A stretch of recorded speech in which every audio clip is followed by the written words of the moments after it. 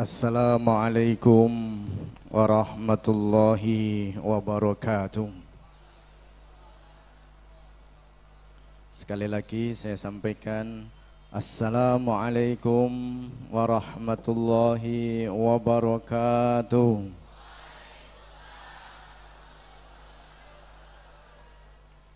Bismillahirrahmanirrahim. Alhamdulillahi rabbil alamin. Wabihi nasta'inu ala umurid dunya waddin. Wassalatu wassalamu ala ashrafil anbiya'i wal mursalin Sayyidina wa maulana Muhammadin wa ala alihi wa ashabihi ajma'in, amma ba'du. Yang kami hormati para kiai, para ulama, wali santri, santri yang akan diwisuda, wisudawan, wisudawati, baik dari Ma'had Ali atau Pasca atau Amfilati. Saat ini adalah waktu yang berbahagia dengan firman Allah Subhanahu wa ta'ala, sebagaimana Allah berfirman dalam Al-Quran, A'udzu billahi minasy syaithanir rajim. Bismillahirrahmanirrahim. Qul bi fadlillahi wa bi rahmatihi fabidzalika falyafrahu huwa khairum mimma yajma'un. Qul bifadlillahi. Qul bifadlillah. Katakanlah dengan keutamaan Allah Subhanahu wa ta'ala, dengan fadlnya Allah Subhanahu wa ta'ala, dengan anugerahnya Allah Subhanahu wa ta'ala, dengan rahmatnya Allah Subhanahu wa ta'ala, falyafrahu, maka berbahagialah. Hari ini wisuda Amthilati, anak-anak semua, santri semua yang diwisuda meluapkan kegembiraan mereka karena bersyukur kepada Allah Subhanahu wa ta'ala, melakukan apa yang disabdakan, apa yang difirmankan oleh Allah dalam Al-Quran tadi, diluapkan dalam bentuk kegembiraan. Wa amma bini'mati rabbika fahadis, bahwa dengan adanya nikmat dari Allah, dari Tuhanmu, fa amma bini'mati rabbika fahadis, maka sampaikanlah, ceritakanlah. Seluruh rangkaian acara yang ada mulai pertama sampai sekarang ini, semuanya bentuk kebahagiaan anak-anak semua, bentuk dari mereka memberitahu kepada kita kebahagiaan, falyafrahu.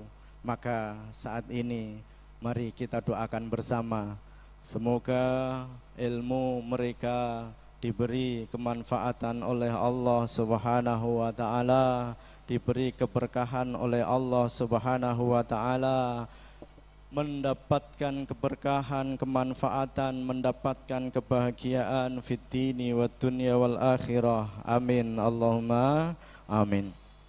Bapak-bapak dan ibu-ibu, persis apa yang saya sampaikan pada saat wisuda di Ma'had Ali kemarin, bahwa kita saat ini menghadapi keadaan dunia yang sedang tidak baik-baik saja.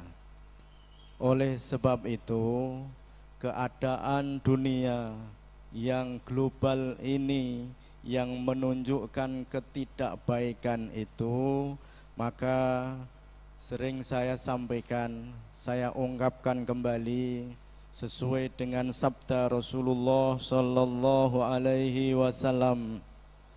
Beliau bersabda, hadis qudsi, inni la uhimmu bi ahlil ardi adzaban. Saya, kata Allah, 1500 tahun yang lalu sudah menginginkan untuk menghancurkan penduduk bumi ini. Tetapi faidza nazartu ila ummari buyuti wal mutahabbina fiyya wal mustaghfirina bil ashar wa julasail Qur'an wa wildanil Islam sarraftu adabi. Ketika saya masih melihat masih banyak orang-orang yang mau untuk memakmurkan masjid, mau untuk memakmurkan pondok pesantren, masih ada anak-anak yang berhalakoh, yang berkumpul, yang duduk bersama untuk membaca Al-Quran, untuk menghafalkan Al-Quran. Masih ada generasi-generasi Islam, anak-anak yang mau untuk menyampaikan risalah, menyampaikan dakwah. Masih ada orang yang mengatakan zikir Allah, Allah, Allah. Apa firman Allah lewat hadis qudsi itu? Syarraftu adzabi, siksaku saya jauhkan dari bangsa itu.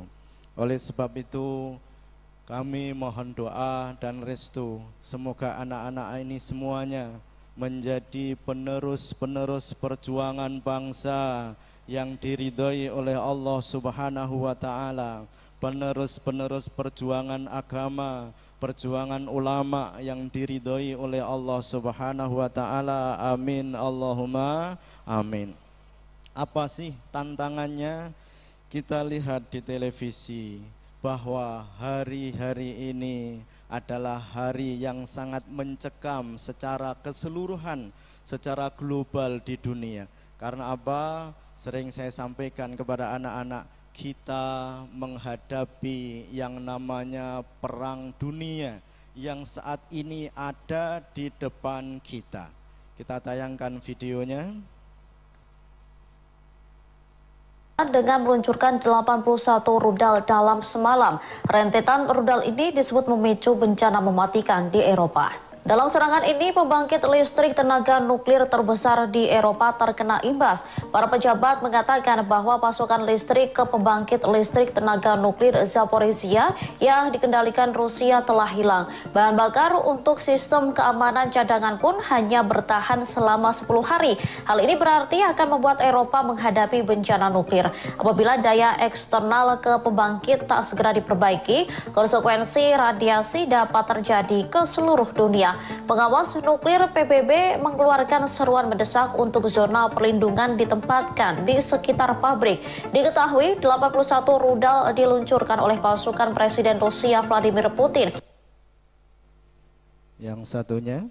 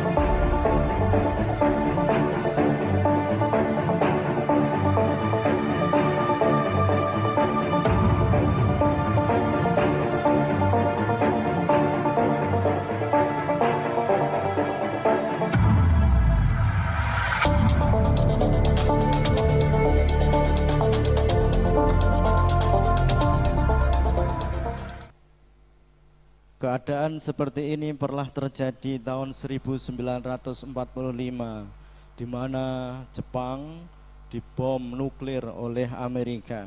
Kita lihat videonya.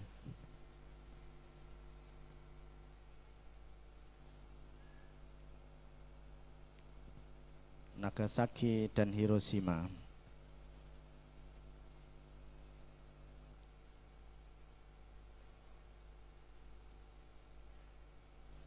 Pemirsa, hari ini tanggal 15 Agustus 75 tahun lalu terjadi peristiwa bersejarah di mana Jepang menyerah kepada sekutu yang membuka peluang bangsa Indonesia untuk memproklamirkan kemerdekaannya 2 hari kemudian.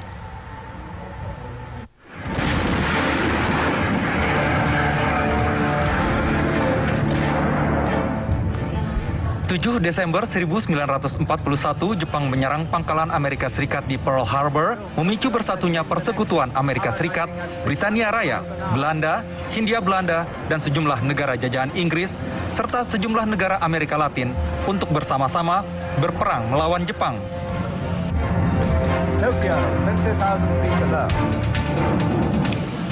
Jerman dan Italia juga bergabung kemudian.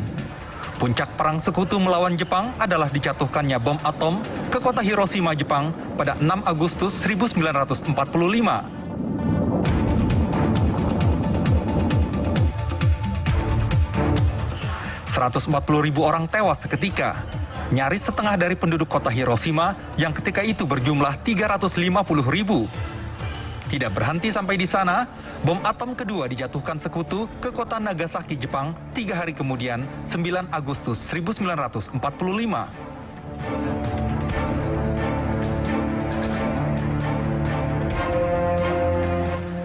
hari pasca pemboman Nagasaki, tanggal 15 Agustus 1945, Jepang menyerah kepada sekutu. Menteri Luar Negeri Jepang ketika itu, Shigematsu Sakaibara, menandatangani surat tanda Jepang menyerah di atas kapal perang Amerika Serikat USS Missouri. Ini menandai berakhirnya Perang Dunia Kedua di wilayah Pasifik.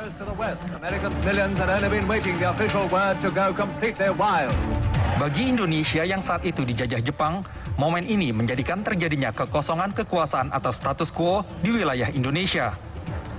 Memanfaatkan hal ini, 2 hari kemudian, bangsa Indonesia memproklamirkan kemerdekaannya pada tanggal 17 Agustus 1945.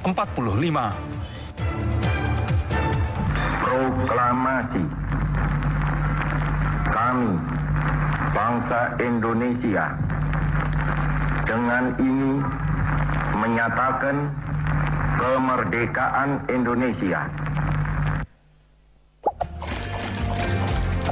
Apa dampak dari adanya nuklir? Dampak dari adanya nuklir yang kita lihat satu videonya kan,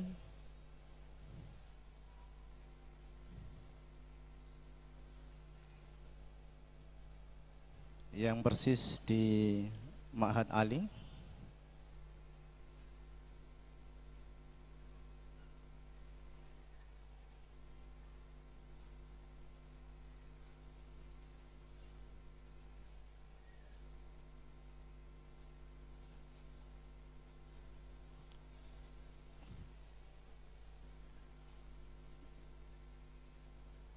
Video yang persis di Ma'had Ali kan.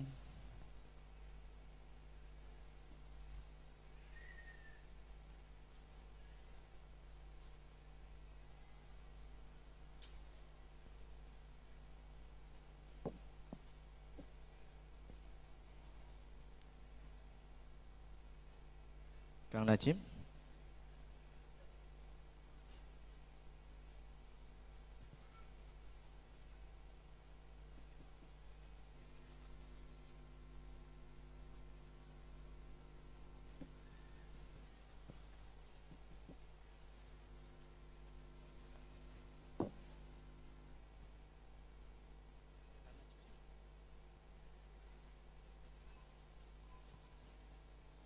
Ternyata tidak ada videonya. Bapak-bapak dan ibu-ibu yang kami hormati, peristiwa yang kedua, kita menghadapi begitu dahsyatnya pengaruh dari perkembangan Wahabi yang sudah masuk di Indonesia. Dan ini sangat merusak sekali tatanan kehidupan kita. Kita lihat video Ustadz Yazid Jawas.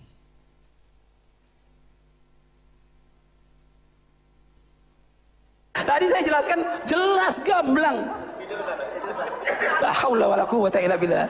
Ya kita Kalau kita nggak mengikuti kiai, jangan. Terus kita ngikutin siapa? Pertanyaan. Tadi saya jelaskan jelas gamblang. La haula wala quwwata illa billah. Ya kita ikut Rasulullah SAW. Kan nanti dikubur ditanya siapa? Ditanya kiai kamu siapa enggak?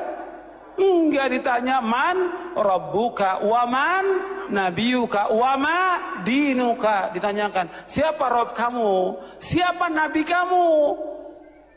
Nabi saya Kiai Fulan. Nabi saya jangan, enggak ada. Siapa nabi kamu, siapa nabinya? Muhammad sallallahu alaihi wasallam. Yang kita ikut disuruh oleh Allah apa? Ikutin Nabi Muhammad sallallahu alaihi wasallam.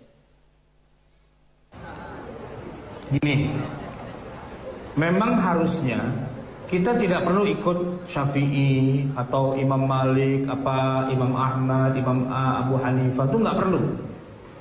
Yaitu ketika kita memang hidupnya bersama Rasulullah. Buat apa nanya Imam Ahmad bin Hambal? Kan ada Nabi di depan kita, Nabi. Ngapain nanya Imam Ahmad? Imam Ahmadnya juga belum lahir.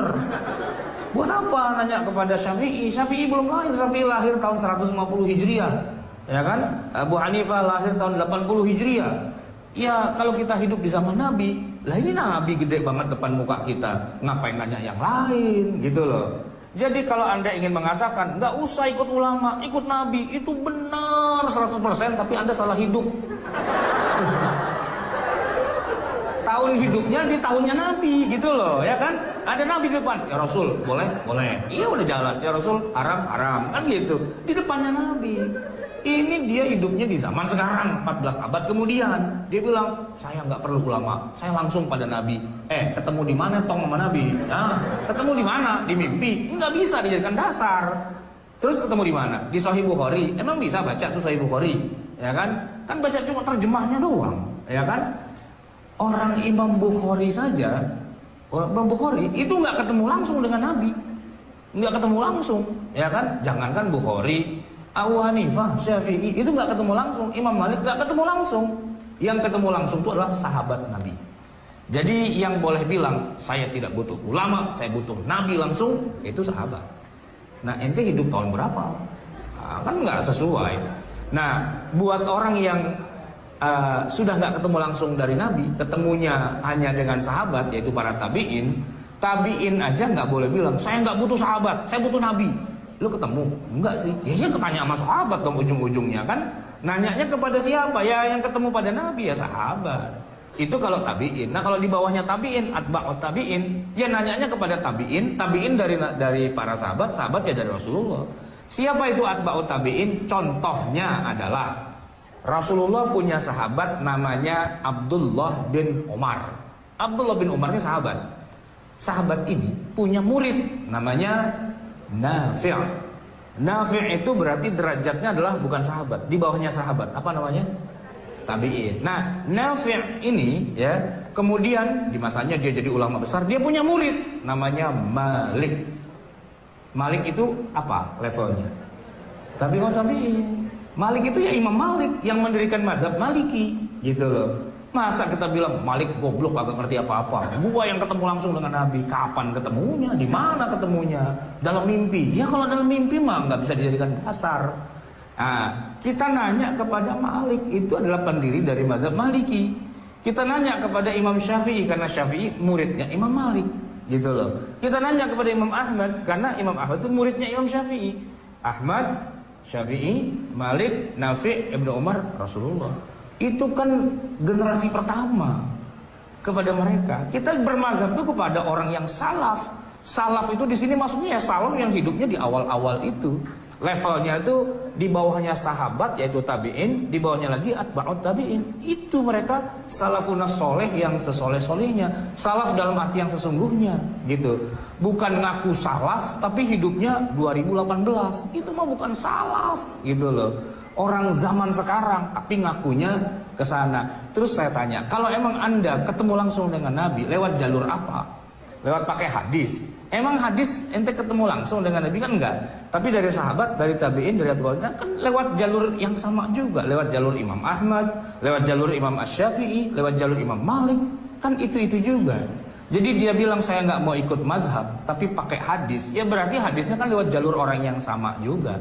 Kenapa kalau hadisnya dipakai tapi ijtihadnya nggak dipakai? Kan nggak masuk akal. Sedikit belajar sejarah lah gitu, biar nggak kelihatan begonya tuh kelihatan banget gitulah ya. Sedikit belajar sejarah. Jadi tahu oh di sini posisi para ulama itu. Dan kepada kita ya kita tinggal ikut aja. Kan begini ya. Kita harus pakai hadis sahih. Kalau hadisnya tidak sahih harus dibuang gitu ya. Oke, sepakat. Tapi sebagai seorang yang mujtahid, maka hadis yang dikuasai itu tidak boleh cuma 1-2 biji aja, nggak bisa. Hadis itu jumlahnya banyak, bukan cuma puluhan, ratusan, ribuan, tapi bisa jutaan jumlahnya.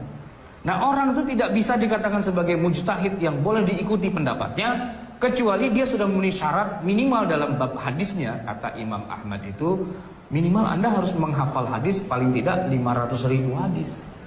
500.000 hadis untuk bisa menggambar begini loh yang namanya sholat. Itu kan hadisnya ada ribuan. Nah kalau cuma tahunya 10-20 hadis atau 40 hadis Arba'in Nawawiyah, ngaku-ngaku sudah mujtahid, nggak bisa. Kenapa? Karena masih ada ribuan hadis lagi yang dia belum pernah baca. Nah buat kita yang awam, ya kita nggak perlu menghafal 500.000 hadis itu nggak perlu. Kelamaan, kagak apal-apal gitu kan. Ya silahkan mereka yang sudah punya kemampuan itu, dia kasih kesimpulannya aja. Setelah saya menguasai sekian ratus ribu hadis itu, saya kaitkan hadis ini dengan hadis ini dan sebagainya. Kesimpulannya, orang kalau mau sholat tuh harus nomor 1 niat, kedua takbiratul ihram, 3 baca Fatihah, 4 ruku, i'tidal, sujud dan sebagainya. Itu poinnya. Setelah dia pelajari semua, kesimpulannya begitu. Nah kita sebagai orang awam, kita ambil kesimpulannya aja. Karena yang beristihad juga bukan orang sembarangan, orang paling ngerti. Siapa lagi yang lebih ngerti dari mereka? Ya mereka ngajari ke kita kayak gitu kesimpulannya. Ya itulah. Yang dibilang bermazhab itu kan ya begitu. Nanya kepada yang memang ahlinya. Saya kalau nyetir dari Jakarta ke Jogja bawa mobil sendiri, itu kalau pas lebaran kadang-kadang suka kesasar-sasar karena suka dibuang-buang jalanannya itu. Dulu sering nyasar di Tegal. Karena masuk kota kan, tapi jalannya dibuang lagi ke sana, dibuang lagi ke sana, itu suka kebingungan. Kalau udah nyasar gitu, wah repot nih. Bisa-bisa nggak sampai Jogja malah balik lagi ke Jakarta kan gitu ya. Alhamdulillahnya di tengah kebingungan saya itu dari jauh saya lihat, ada polisi. Alhamdulillah, saya deketin, selamat malam Pak. Saya mau ke Jogja, cuman saya bingung nih di sini kok kebingungan jalannya lewat mana gitu kan. Karena ini jalur-jalur alternatif. Kata Pak polisi, Bapak lurus, nanti pertigaan, Bapak belok kiri, nanti ada perempatan, belok kanan. Siap, terima kasih Pak. Kan gitu ya. Masa saya bilang, dalilnya apa Bapak? Tahu dari mana? Masa nyinyir gitu sama polisi kan? Iya gua polisi, gua tahu ini. Ngapain gua diri di sini kalau nggak tahu? Kan gitu kan? Kita putar lagi dahsyatnya nuklir yang sekarang mengancam dunia.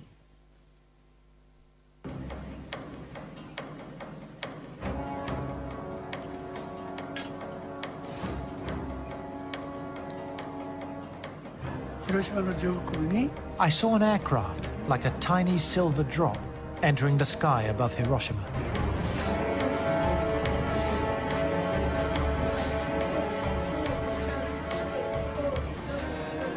And I was counting.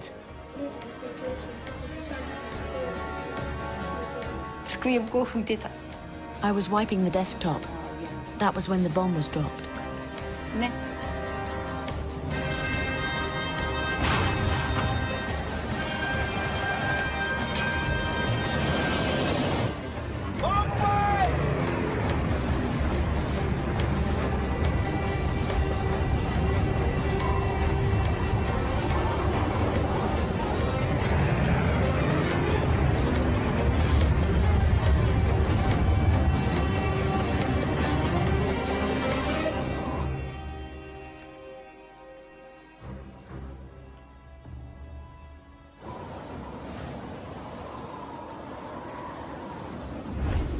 Now, it took about 45 seconds from the time the bomb left the airplane until it exploded. And I think there wasn't a man in the airplane that wasn't going to work.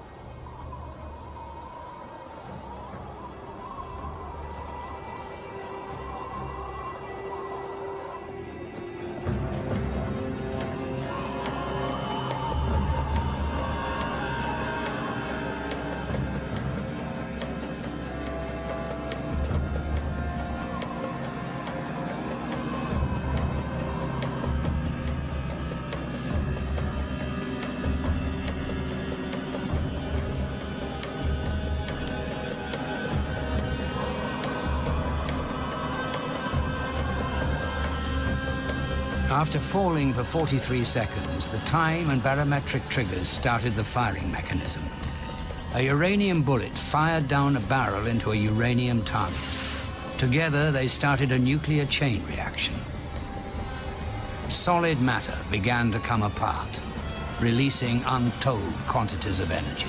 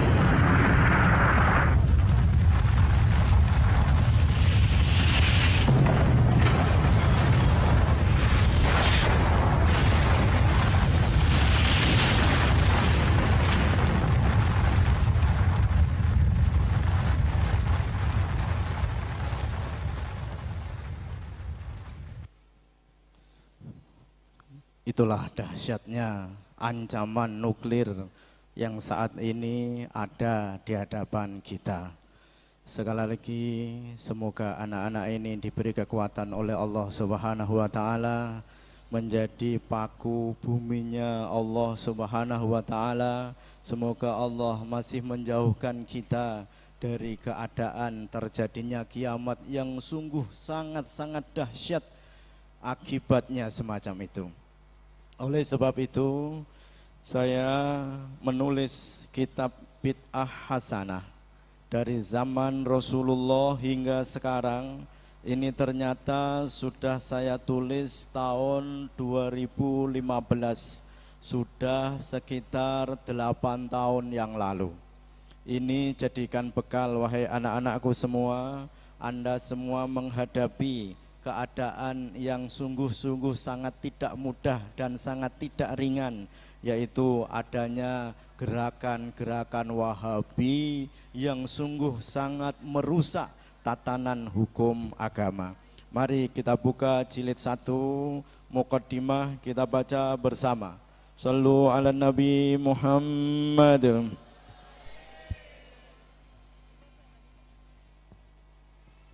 Mari tes.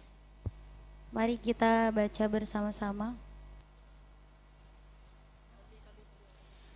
Shalli wa sallim daiman ala Ahmad. Mari yang semangat. Shalli wa sallim daiman ala Ahmad wal ali wal ashabi man qad wahada wal ali wal ashabi man qad wahada. Alhamdulil munazzilil Qur'ana hidayatan linnasi au bayana.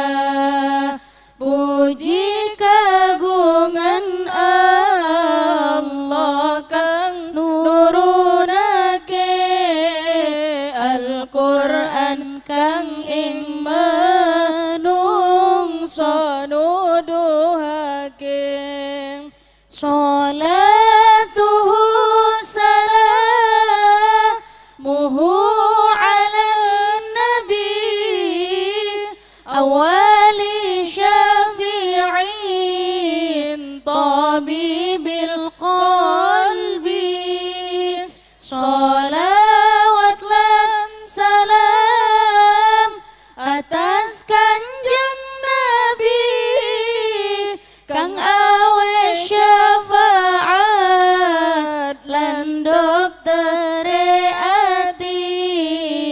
ingkang aweh syafaat lan doktere ati. Halaman pertama. Ini adalah keyakinan Ahlus Sunnah wal Jamaah. Sumber hukum Islam itu ada 4. Sekali lagi, kalau ada golongan kelompok yang mengatakan sumber hukum hanya 2, yaitu Quran dan hadis atau sunnah saja, maka jelas-jelas itu bukan Ahlus Sunnah wal Jamaah. Diibaratkan mobil mestinya ada 4 bannya, tetapi ternyata mereka bannya hanya 2, maka jelas-jelas mobil ini adalah cacat, nggak mungkin bisa menyelamatkan kita. Agama atau syariat Islam mempunyai 4 sumber hukum, yaitu Al-Quran, As-Sunnah, Ijma' dan Qiyas. Kalau sekarang ini banyak golongan, banyak orang yang semangat untuk kembali ke Quran dan hadis saja, kembali ke Quran dan hadis saja, sudah bisa dipastikan 1000% bahwa mereka bukan Ahlus Sunnah wal Jamaah. Sallu ala Nabi Muhammad.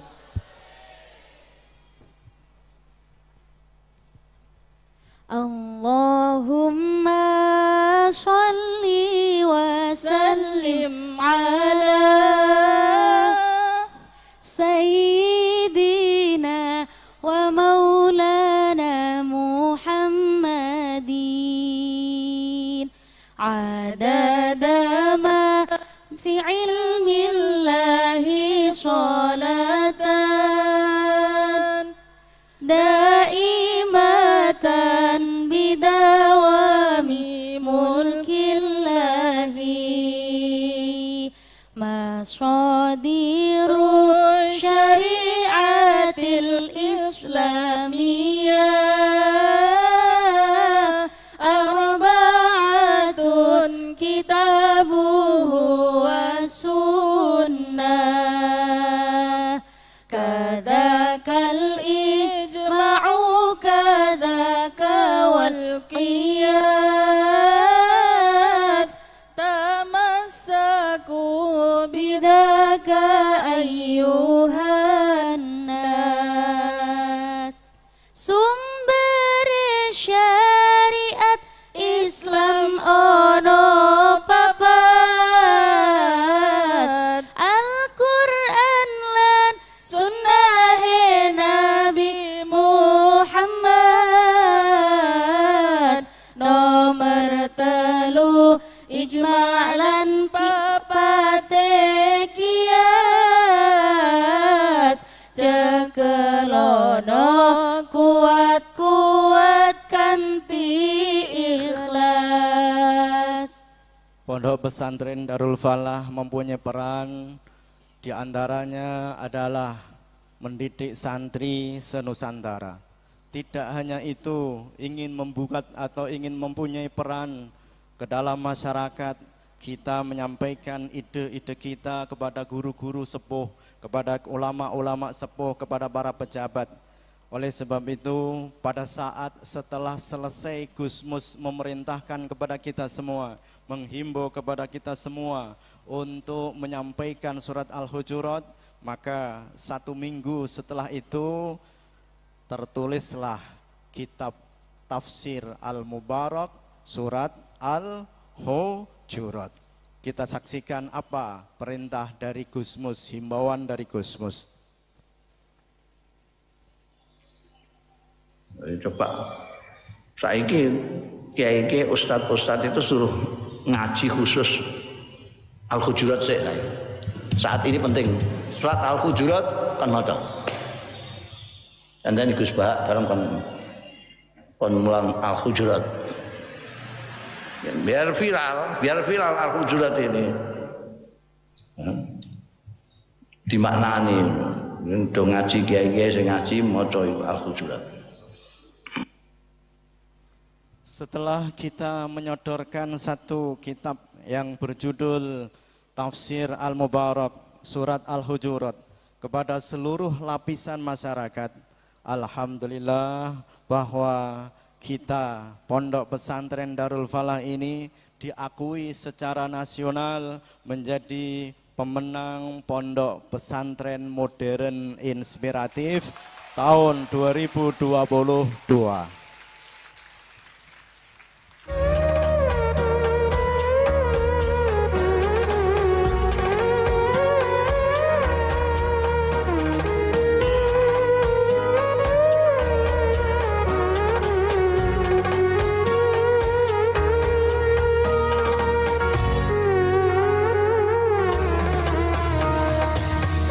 Selanjutnya, penganugerahan Pesantren Modern Inspiratif.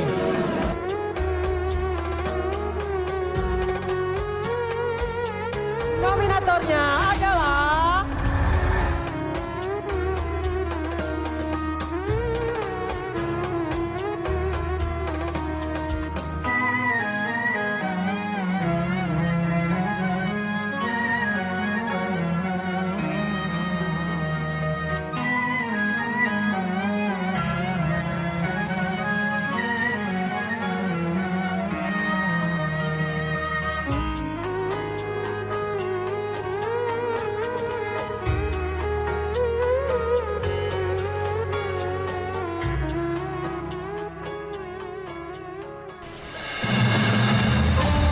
kita berikan aplaus yang mulia Bapak Ibu semuanya untuk Pondok Pesantren Darul Falah Amsilati sebagai pemenang kategori pesantren modern.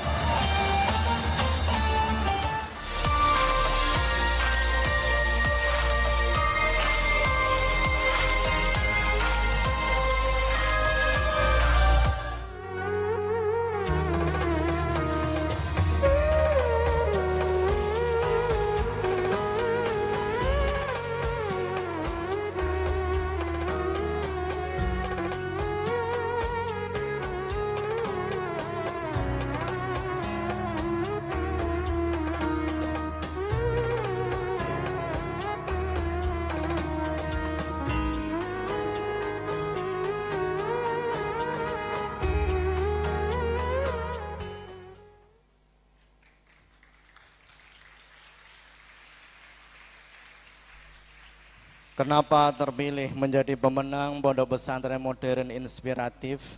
Itu bukan bangunannya yang dipilih, tetapi yang dipilih karena kita mempunyai metode amsilati.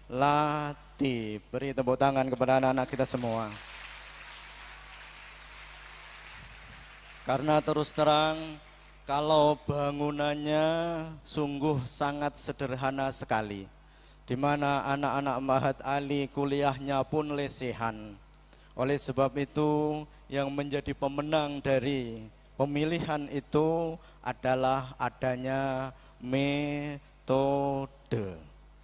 Keduanya, setelah adanya pemenang, menjadi pemenang Pondok Pesantren Modern Inspiratif, banyak orang yang menginginkan untuk mondok di sini.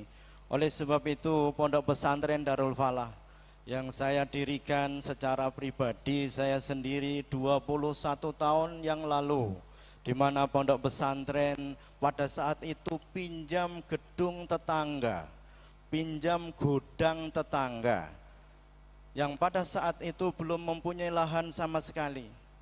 Kami harus membangun, kami harus membeli tanah, dan seterusnya 21 tahun lamanya. Setelah adanya pemilihan kemarin, alhamdulillah diberi oleh Allah satu rezeki yang luar biasa. Pondok Pesantren Darul Falah mampu membeli 4 hektar tanah yang jumlah harganya 6 miliar rupiah. Dari situ semuanya membelinya saya secara pribadi sebagai pengasuh Pondok Pesantren Darul Falah. Secara pribadi menginginkan untuk saya bayar sendiri. Saya bayar sendiri sampai 6 miliar. Tetapi pengurus tahu bahwa hal itu sangat berat bagi saya. pengurus dengan pemikirannya sendiri, mereka memikir bagaimana untuk membantu saya secara pribadi, tidak menginginkan untuk memberikan proposal kepada pemerintah, tidak memberikan satu proposal kepada wali santri. Pengurus memberikan satu pemikiran untuk memberikan donasi kepada para wali santri. Mohon maaf, itu adalah hasil dari pemikiran pengurus. Bagi yang mau dipersilahkan, tidak mau tidak apa-apa, bukan dari pemikiran saya pribadi. Oleh sebab itu, saya mohon maaf apabila ada wali santri yang kemarin mendapatkan satu informasi donasi tanah, itu sekali lagi hasil pemikiran pengurus yang mau untuk membantu saya dalam rangka untuk membayar 6 miliar, hanya kurang sekitar 1 miliar. Tapi alhamdulillah dalam saat-saat ini tinggal sedikit, tinggal beberapa ratus juta, dalam jangka waktu 3 bulan, 6 bulan insya Allah sudah lunas.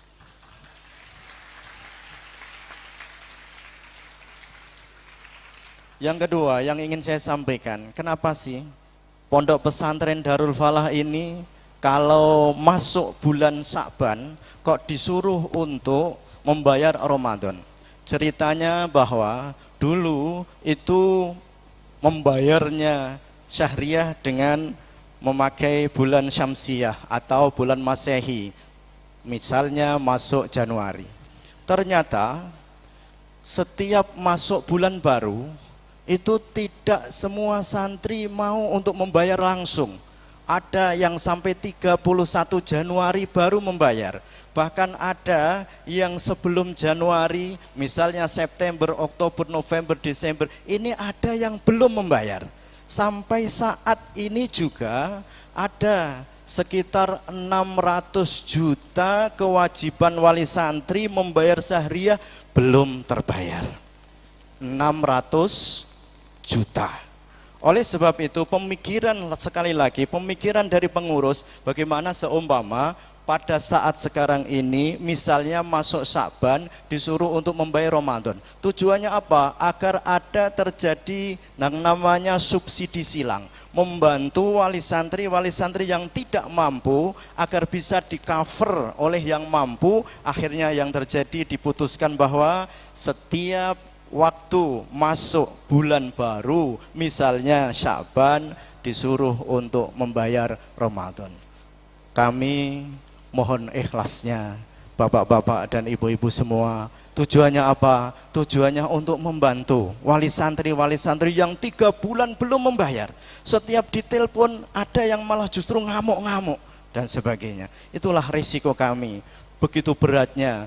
Dan alhamdulillah bahwa dulu sebelum adanya semacam ini, yang satu masuk Sya'ban disuruh untuk membayar Ramadan, itu dulu setiap 1 bulan uang atau biaya operasional pondok untuk menutupi itu membutuhkan dana sekitar 300 juta. Dan itu saya tutupi secara pribadi hasil dari percetakan, hasil dari Amsilati yang dicetak. Alhamdulillah mampu untuk menutupi kekurangan itu. Kami secara pribadi tidak menyampaikan kepada wali santri.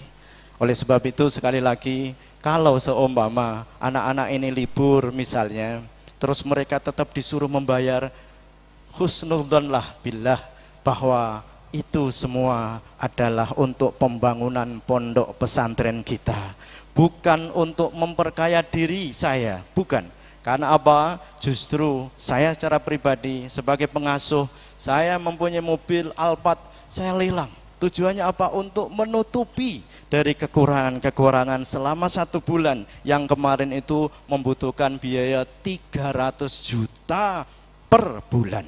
Membayar listriknya setiap 1 bulan 80 juta. Setiap hari anak-anak ini membutuhkan dana untuk perputaran uang sekitar 75 juta. Oleh sebab itu sekali lagi mohon wali santri kesadarannya diikhlaskan apabila ada dari wali santri atau membayarnya ini misalnya pada saat liburan kok disuruh membayar, ikhlaskan, ini adalah pondok pesantren kita yang akan kita wariskan untuk anak-anak kita. Amin, Allahumma amin. Yang kita pamerkan dan kita tampilkan apa? Sekarang kita tunjukkan. Silakan anak untuk berdiri. Beri kesemangatan kepada anak-anak kita. Maju. Amsilati asli tulisan saya secara pribadi. Tetapi sekarang banyak muncul satu tulisan atau mereka mengatakan metode praktis membaca kitab kuning selain Amsilati. Sering saya sampaikan, pastikan 1000% bahwa itu adalah imitasi. Aslinya dulu mereka belajar di sini, ngaji di sini, tetapi pulang membuat metode sendiri. Itu banyak terjadi di Jawa Barat, Jawa Timur, Jawa Tengah, banyak terjadi. Tetapi yang asli, yang saya tulis dengan tangan saya sendiri adalah Amsilati. Setelah itu, saya berpikir untuk selalu bagaimana agar anak ini mudah, maka tertulislah namanya kitab Fathul Ajib yang sering saya sampaikan kepada wali santri. Insya Allah dalam jangka waktu 1,5 tahun anak-anak bisa menghafalkan Fathul Qorib dengan syarahnya, dengan cara menerjemahkannya, dengan maknanya, dan seterusnya. Amsilatinya bisa semua. Kita beri tepuk tangan kepada anak-anak kita. Kita contohkan Fathul Ajib atau Fathul Qorib dari mereka yang mempelajarinya hanya selama beberapa bulan. Kita contohkan, kita praktekkan mulai dari muqaddimah.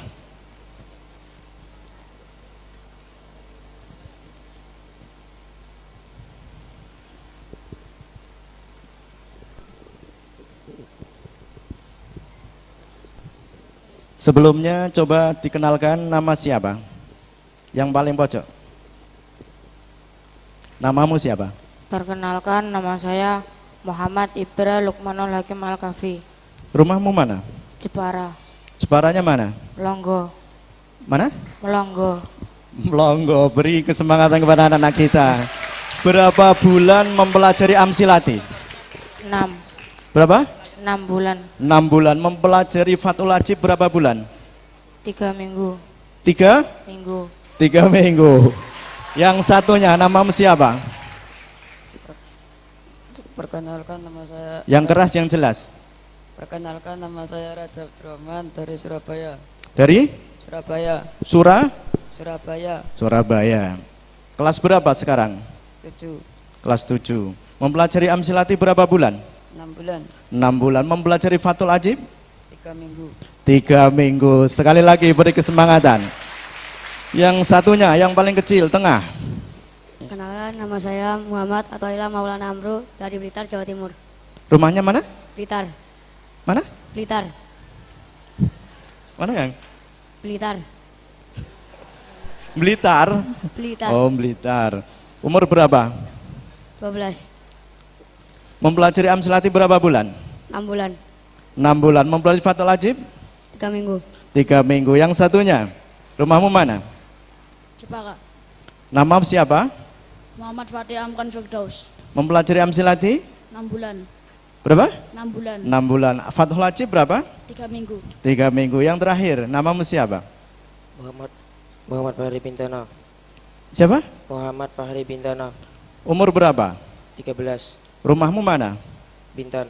Berapa? Bintan. Mana? Blitar juga? Bintan. Hah? Bintan. Mana gak? Bintan.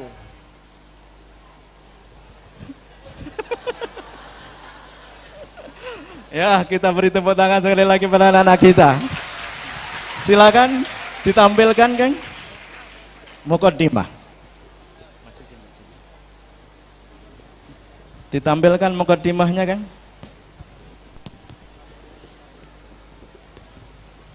Tidak ada sinyal.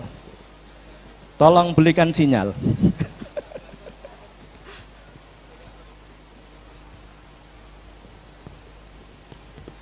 Sini enggak ada sinyal, situ ada enggak? Oh. Ya coba dibaca. Bentar. Ini tidak ada jenggotnya, asli, tidak ada tulisan tangannya, tidak ada maknanya. Oh ini ada. Nah, kitabnya ditaruh semua, ditaruh di meja. Loh, hilang lagi. Kita pilih yang terkecil, masuk, maju yang terkecil. Kitabnya diberikan kepada kangkang lain. Nanti nyetrum. Ayo dibaca. Bismillahirrahmanirrahim.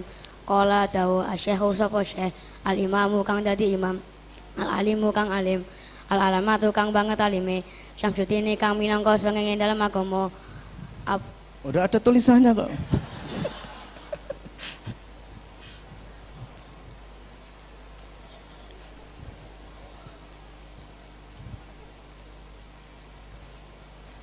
Di sana ada, kembali ya, tulis ya. Ayo.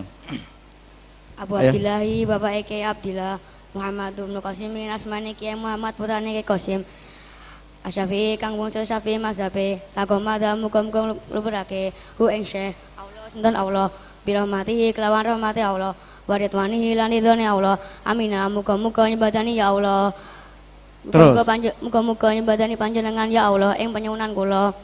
Alhamdulillah tawis kabehane puji lillahi ku tetep kedue Allah tabarukan krana ngala berkah bi Fatihatil kitab iklan Fatihah kitab Al-Qur'an liana krana sak temene alhamdulillah ibtida'u quli amrin iku kawitan saben-saben perkara zibalin kang duweni tingkah bagus wa khotimatu quli doain lan pungkasan saben-saben donga ngucapin kang disembadani wa akhiru da'wal mukminina lan akhir pandonga pira-pira wong mukmin fil jannati dalam swarga dadi sawabi ya disone ganjaran. Diterjemahkan coba dari awal. Qala asyekhu al-imamu al-alimu al-alamatu Syamsuddin Abu Abdillahi Muhammad Qasimin Asyafi'i Syekh al-imam al-alim al-alama Syamsuddin berkata taqammadallahu bi rahmatihi wa ridwanihi amina. Semoga Allah memberikan rahmat dan keridhaannya kepada beliau, amin. Alhamdulillah tabarukan bi Fatihal kitabi. Lafaz alhamdulillah diungkapkan dengan tujuan mencari berkah dengan lafaz yang menjadi permulaannya kitab Al-Qur'an. Ya naha ibtida'u kulli amrin dibalin wa khotimatu kulli du'ain mujabin. Karena sesungguhnya alhamdulillah adalah permulaan setiap perkara yang memiliki nilai baik dan setiap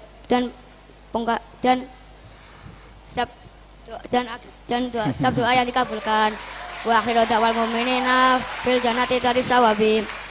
Dan sebagai ungkapan orang mukmin dan sebagai ungkapan akhir orang mukmin di surga sebagai balasan amal di dunia.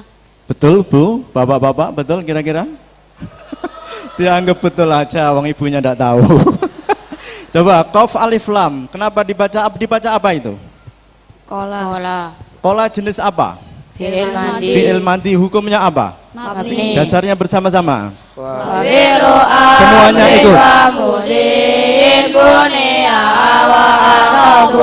Mudari'an in aliyah min duni taukidin mubashirin wa min duni ina sin kayaruna manfutin fi'il amar lan mali hukume mabni mudari'u hukume murab lamun sepi sangka nun taukid lan nun ta'rif kang nempel asal belah jar tekun ra bakal angel. Qala asalnya apa? Qala. Kenapa dibaca qala? Apabila ada huruf yang hidup sebelumnya patah maka diganti alif. Dasarnya bersama-sama semuanya putra-putri. Min wawin awain bitarikin usil alif anif dil badafadin mutasil wa'u utawa ya urif sabadane fathah mongko wa'u ya alif gantine. Tasrif lugawi qala bersama-sama semuanya. Qala qalu qalat qulna qulta qultuma qultum qulti qultuma qultum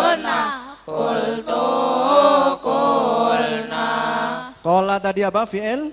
Madi. Fi'il madi hukumnya apa? Mabni. Mabni apa? Mabni. Dasarnya?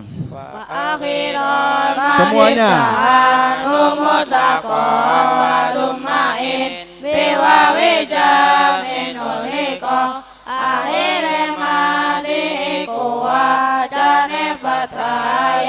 ketemu wa ujama mongkodoma wasakinin domiroro in mulika wabat uma lumin bifatin sulika awale fatama dimalum sulasian ketemu domirofa sukun mesti. Kola fi'il Madi. Fi'il mudhari'nya apa? Yakulu. Yakulu fi'il Mudhari'. Fi'il mudhari' hukumnya apa? Rafa. Dasarnya Irfa mudhari'an idza yujarradu min semuanya. nasibin wa jazimin atas adu fi'il mudhari'i rafa hukumin sepi'a mil nasablan kang jazmke. Fi'il mudhari' hukumnya? Rafa. Ciri fi'il mudhari' itu apa? Jawari salah Dasarnya mudhari'an simbi hurufin ati haisulimas uring ma'ani ta'ati mudhari'a wali huruf mudhara'a yaiku huruf ya tanun serta hamzah. Yakulu asalnya apa? Yakulu. Kenapa yakulu dibaca yakulu? Karena mudhari' yang ain fi'ilnya berupa huruf ilat yang hidup, sedangkan sebelumnya berupa huruf sahih yang sukun, maka harokat huruf ilat dipindah. Dasarnya Lisakini sohan kuli tarik kamin dilinin atin aina bilin ka'abin ain fi'il ilat urib sadurunge sohe sukun mongko pindah harokate. yakulu tasrif lugawi yakulu. Yakulu yakulani yakuluna takulu takulani yakulna takulu takulani takuluna takulina takulani takulna akuluna sugis mafa'ilin idamin disalah satin yakunu kagoda wa bismi maf'uli sulasi itarat sinatu maf'ulin ka'ati min kosot isim fa'il sulasi anut fa'ilun isim maf'ul sulasi anut maf'ulun. Sekali lagi beri kesemangatan kepada anak-anak kita bahwa ini mereka baru belajar 6 bulan membaca dan belajar Fathul Ajib baru 3 minggu. Kalau seumpama ada salah wajar, karena apa? Orang tuanya saja belum tentu bisa. Kembali kepada sana, ke tempatnya. Yang satunya, ayo, ini adalah tasawuf. Setelah anak-anak mempelajari amsilati, maka pelajaran selanjutnya adalah tasawuf. Tujuannya apa? Untuk menguatkan akhlaknya. Untuk menguatkan akhlaknya. Karena innama bu'ithu liutammima makarimal akhlak. Kitabnya mana? Bagaimana caranya mendoakan atau berbakti kepada orang tua yang sudah meninggal? Caranya bagaimana? Cara berbuat baik kepada kedua orang tua setelah wafatnya. 1. Membacakan sholawat untuk kedua orang tua.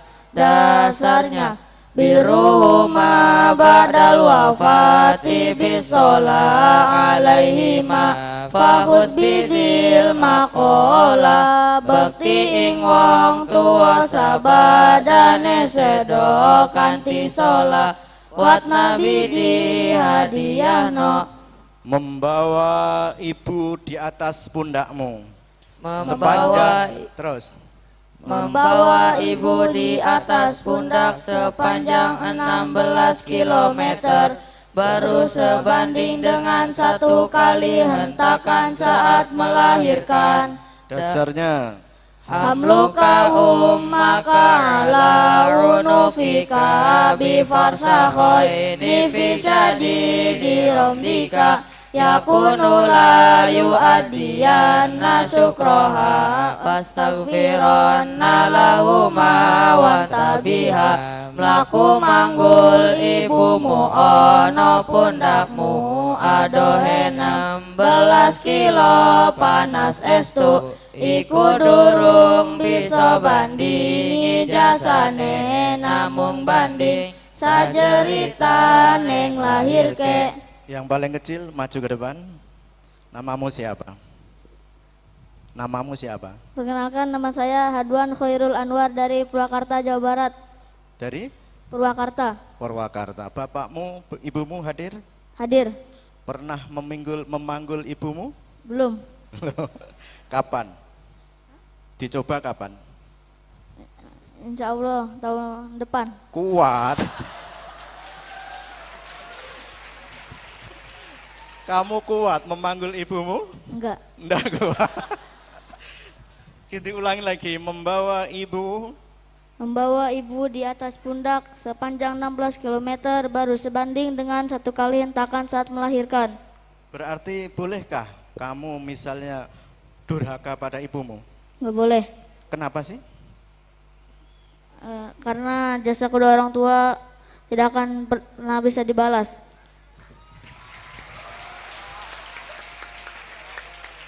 Ulangi lagi, dasarnya apa? Hamluka ummaka ala unufika bifarsakhoini fisadi diramdika yakunu la yu'adiyana sukroha fastaghfironna lahuma wantabiha mlaku manggul ibumu ono pundakmu adohe 16 kilo panas estu iku durung bisa bandingi jasane namung banding sajerita neng lahirke. Coba diterangkan pengertiannya dari bed itu apa? Jadi teman-teman kita, bapak-bapak, ibu-ibu gitu aja. Oh.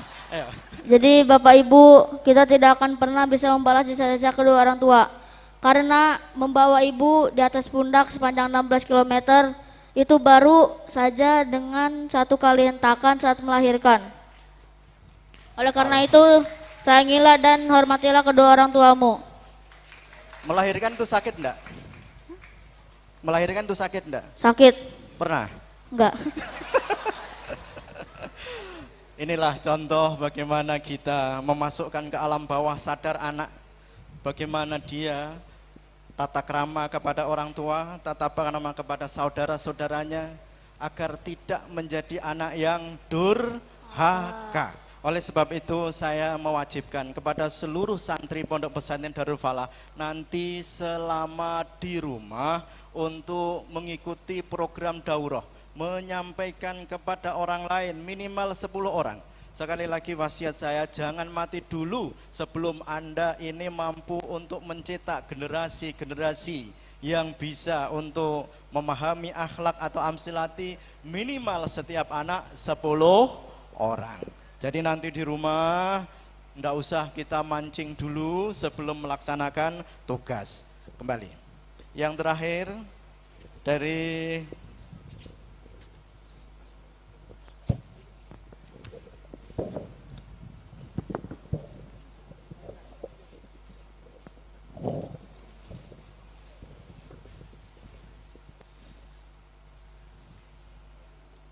ini adalah lulusan pasca. Siapa namamu? Perkenalkan, nama saya Muhammad Gufron dari Cirebon. Yang satunya namanya? Hegar Cikalwiguna dari Bandung. Nama siapa? Hegar Cikalwiguna dari Bandung. Ini adalah aktor Entong dan Entung.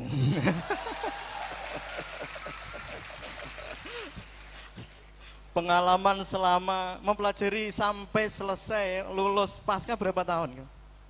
3 tahun. Pasca tok 3 tahun? Coba diceritakan pengalamannya coba. Kok bisa? Hanya 3 tahun kok selesai coba.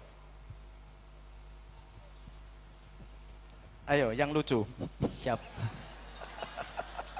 Alhamdulillah. Masuk pasca, saya tidak bertempat di pasca. Di mana? Cuman saya bertempatnya di Darussalam.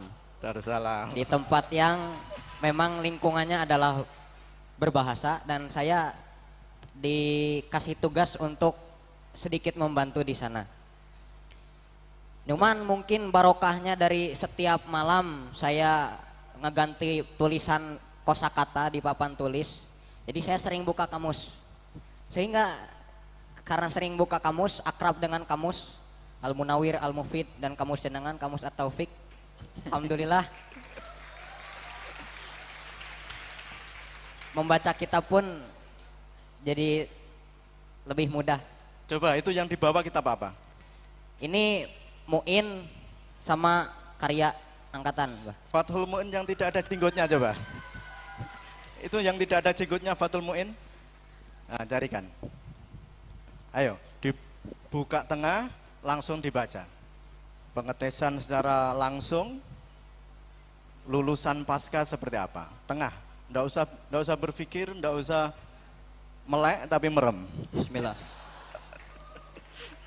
Bismillahirrahmanirrahim. Bismillahirrahmanirrahim. Bismillahirrahmanirrahim.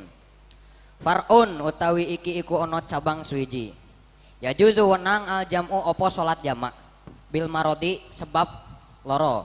Takdiman kelawan jamak takdim wa takhiron lan jamak takhir. Diterjemahkan coba. Cabang masalah. Boleh menjamak salat baik jamak takdim ataupun jamak takhir sebab adanya sakit. Diterangkan kepada bapak-bapak, ibu-ibu. Bismillahirrahmanirrahim.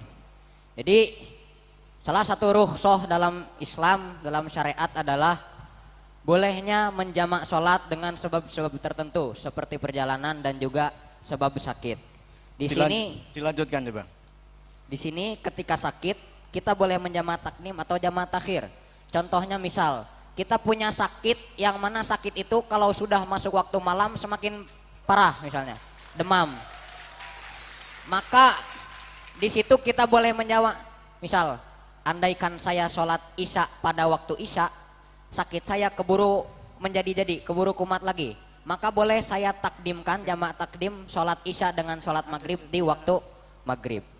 Atau mungkin kepalanya masih nyut-nyutan, masih gak kuat untuk berdiri sholat misalnya, maka misalnya karena zuhur siang kepanasan, ya udah saya jamak takhir sholat saya di waktu asar.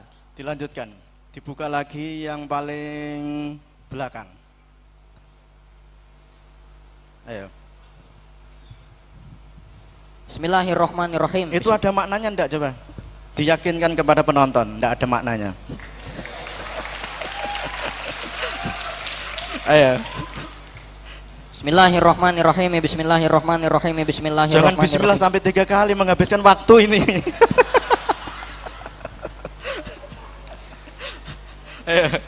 Alhamdulillahi, alhamdulillah utawi sekian bahane puji lillahi iku tetep kagungan Gusti Allah. Hamdan kalawan puji yuwafi kang bandingi opo hamd ni amahu ing pira-pira nikmate Allah.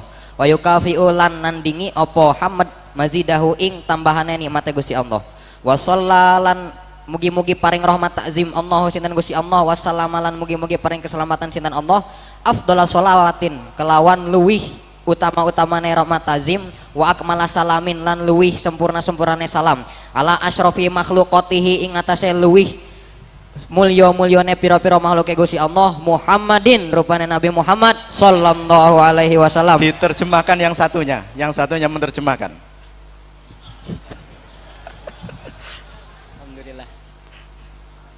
Mana tadi? Alhamdulillah. Bismillahirrahmanirrahim. Alhamdulillah, segala puji bagi Allah yang telah memberikan nikmat dan mencukupi mazidah, menambahi nikmat itu. Salawat dan salam semoga tercurahkan kepada manusia paling mulia, makhluk yang paling mulia, yakni Nabi Muhammad SAW, para keluarganya, para sahabat, dan para istri beliau. Sudah cukup. Kembali ke tempat. Sudah selesai kan?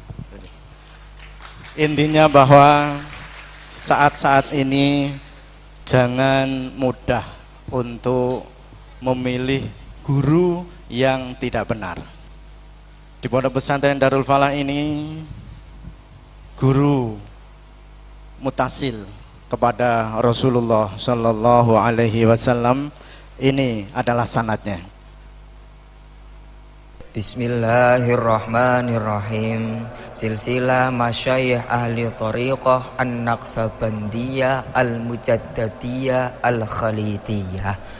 Dari Kiai Haji Taufikul Hakim, dari Syekh Salman Dahlawi Popongan, dari Syekh Mansur Solo, dari ayahnya Syekh Muhammad Al-Hadi, dari Syekh Sulaiman Az-Zuhdi, dari Syekh Ismail Al-Barusi, dari Syekh Sulaiman Al-Quraimi, dari Syekh Khalid Al-Baghdadi, dari Syekh Abdillah Ad-Dahlawi, dari Syekh Habibillah, dari Syekh Nur Muhammad Al-Badwani, dari Syekh Syaifuddin, dari Syekh Muhammad Ma'sum, dari Syekh Ahmad Al-Faruqi, dari Syekh Muhammad Al-Baqi Billah, dari Syekh Muhammad Al-Khajiki, dari Syekh Darwis Muhammad, dari Syekh Muhammad Az-Zahid, dari Syekh Ubaidillah Al-Ahrari, dari Syekh Ya'qub Al-Jarhi, dari Syekh Muhammad bin Alauddin Al-Abbar, dari Syekh Muhammad Bahauddin An-Naqsabandi,